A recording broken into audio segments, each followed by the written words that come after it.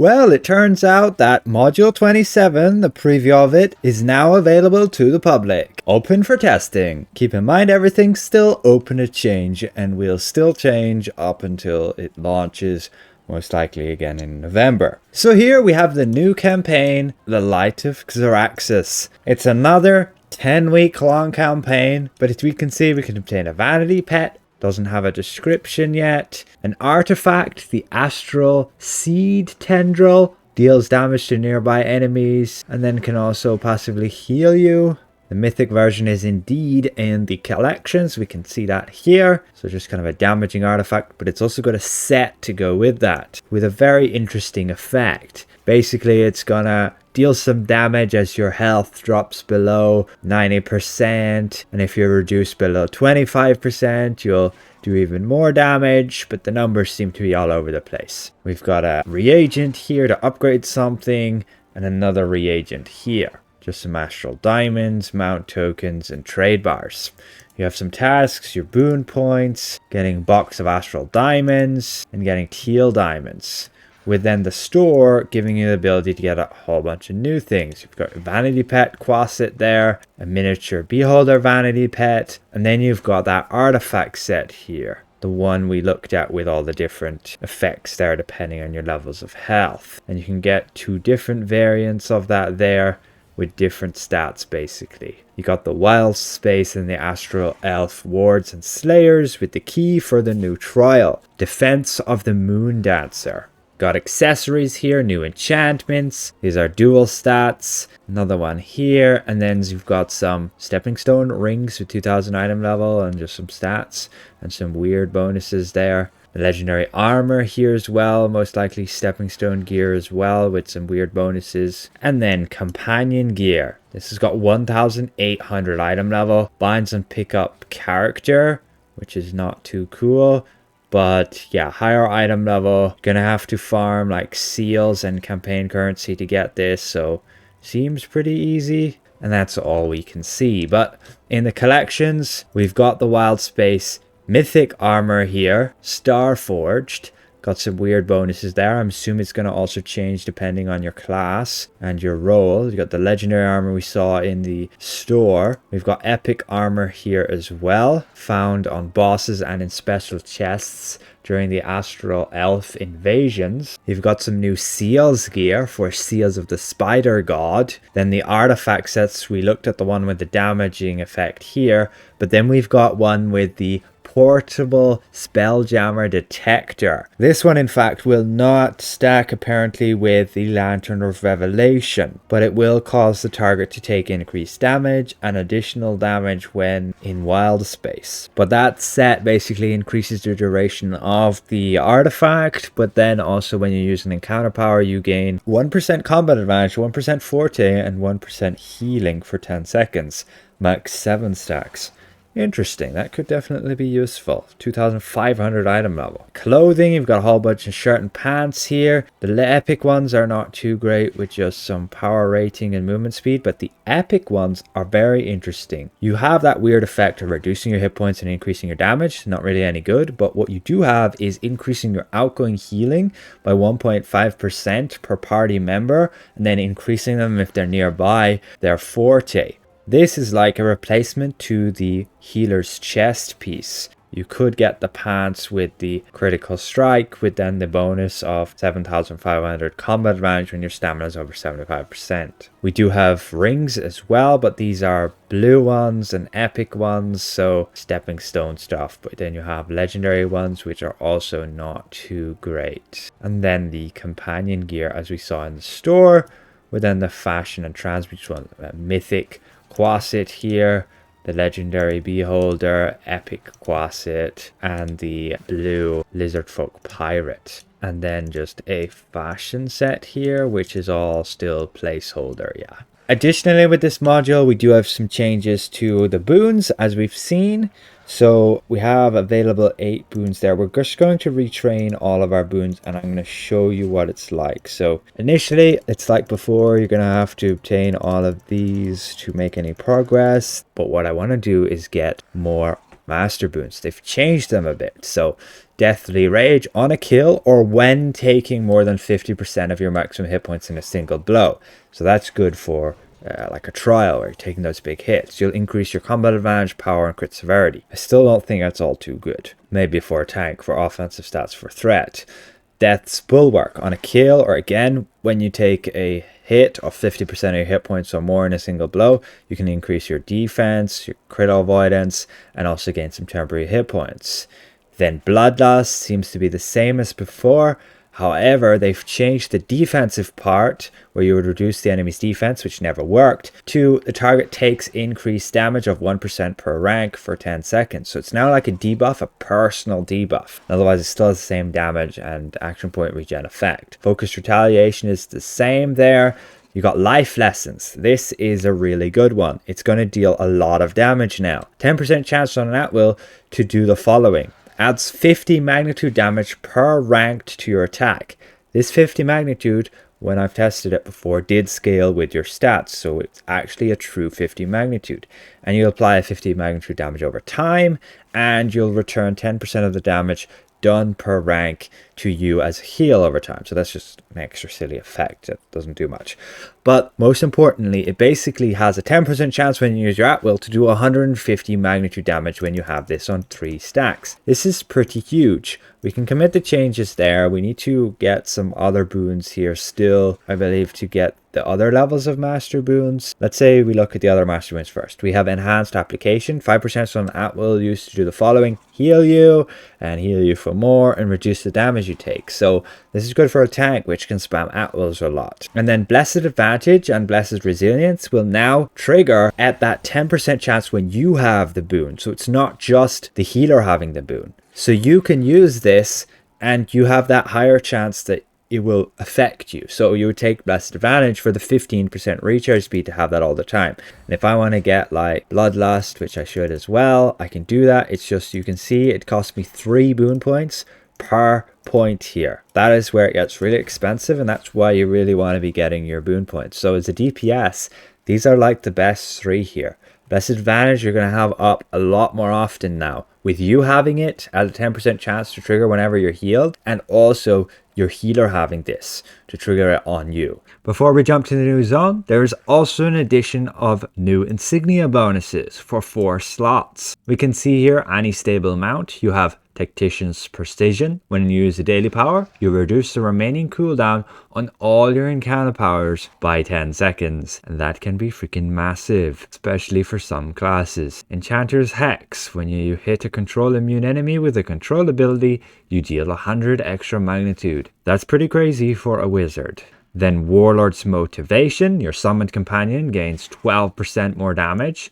That is a boost up from the normal Warlord Inspiration at just 8%. And then you have Knight's Condemnation. Whenever you receive combat advantage damage from an attack, you're healed for 7.5% of your maximum hit points over 6 seconds. Those are 4 new Insignia bonuses being added with a module 27. So if you have a mount with those slots, you'll be able to use those bonuses instead. So for example, the Demon Wings is going to Warlord's Motivation when you use that combo, not Warlord Inspiration. As far as I'm aware, we don't have other changes. There will be changes to the Paladin.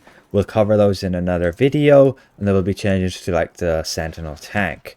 But let's showcase the zone. We pick up the quest, the Falling Stars. First of all, we need to meet with Lord Neverember and speak to him about going to the outskirts of Neverwinter. We go up here. Again, still placeholder. A lot of things will still be placeholder. We speak to Kavatos. We look to be like in the Siege of Neverwinter area. And here we should have a strange crystal, which is this thing, but it doesn't have any texture to it yet. Still a work in progress. We just have to beat up some enemies, clearing the area. All my powers got set to default. Oh no. And what we are fighting here is Astral Elves. They do have similar powers to what we've seen before. So here we have a boss, Lieutenant Xaryxis. So we'll just have to kill him. Wonder, does he have much hit points? Yes, he has a decent amount of hit points. Worth changing powers. He also has a teleport ability. But that's him dead, and we need to speak to Kavadas, and we get another cutscene. So here we get to see our ship coming out of the sky. Again, doesn't seem to be textured just yet for the cutscene. We get a little rowboat, and we greet our captain, I guess, who's going to escort us. Captain Elena Starfell. Speak to her, and we end up in the ship. Here we are. We are in Wildspace. This is really cool. Just have a look at this. We have these other ships nearby, completely different design, but we're on our wooden ship and we are floating in the middle of space, and we can still die here. We speak to the captain here. It gives us a cutscene, and we have to beat up a pirate captain. We have to defeat him and the crew. We head over the bridge, and there's a bunch of drakes here, but then there are also these astral elves. And here's the captain. Whoops, I used it wrong daily. And they have some new powers. You may see some different effects, like that one from that guy just there. Weird lightning, and we got dazed for centuries. Hello, can I get out, please? I am stuck. I cannot even move. Don't even know what hit me there. Good thing to just clear out the enemies first, huh? And we beat him up, and he says, "Blast! I will retreat for now." And we need to free Princess Sedali. We free her, speak to her, and she's just placeholder for now. And we speak back to the captain. With that, we need to leave Wildspace. We have a table here, and we end up in the hub area of the new zone, the Moon Dancer. This is pretty cool. This is part of the ship here. We speak to this NPC. Again, just placeholder. And then this one here.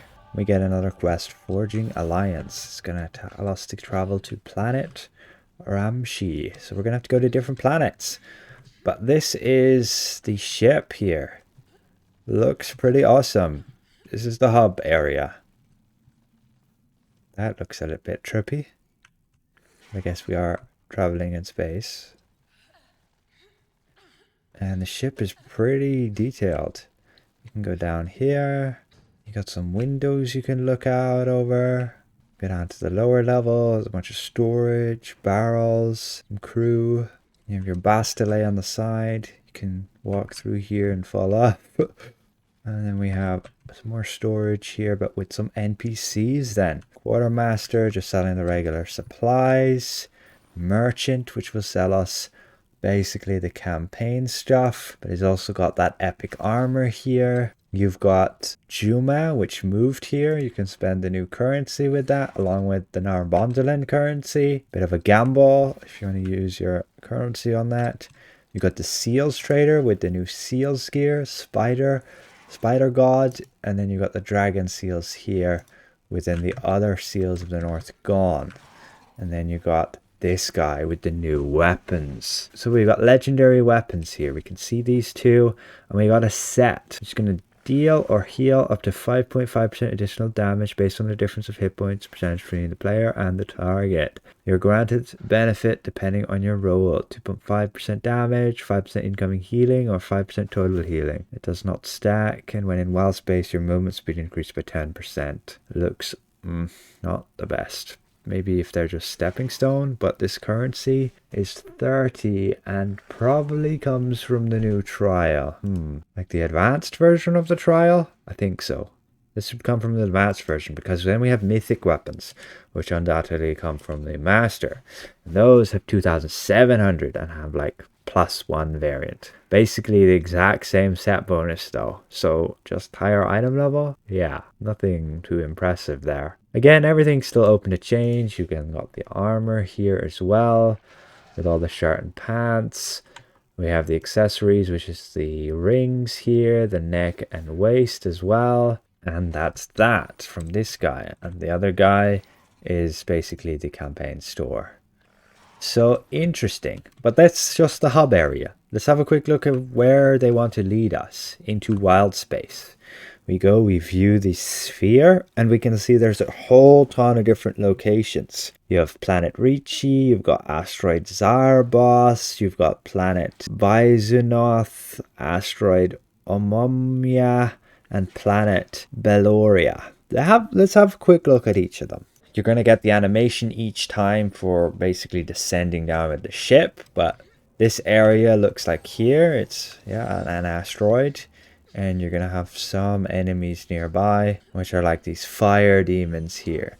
These aberrations. And to leave again, you just go back up here, interact with your little boat to go back to your ship. And then we can head to, let's say, the next area. We go over to the asteroid here. Again, you get the cutscene. Might get a bit annoying, but here you are actually have gravitation effect. You'll see the buff up here.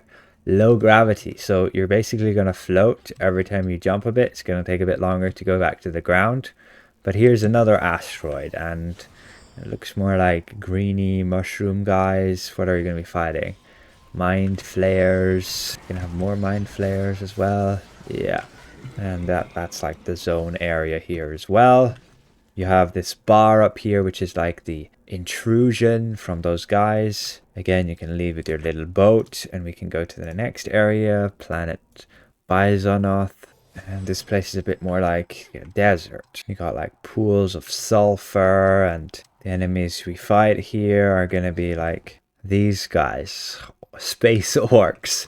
All right, interesting. Yeah, hordes of space orcs. Well, that's cool. Be getting them having a return. And this is the whole zone here. Assume each zone is probably going to have its own heroic encounter as well. Each area is fairly big. We're still not sure like what content will be within them. Probably like some mini bosses, hunts and things. I will cover all that in another video, but I just want to check out each of these areas. We go over to this asteroid, and this place also has low gravity. So when you jump, you'll slowly descend again. It's pretty cool. Wow, I love the sky with this. We have a little encampment here, and you'll be fighting like a bunch of Kuatoa. Why not? Well, they all want at me. Well.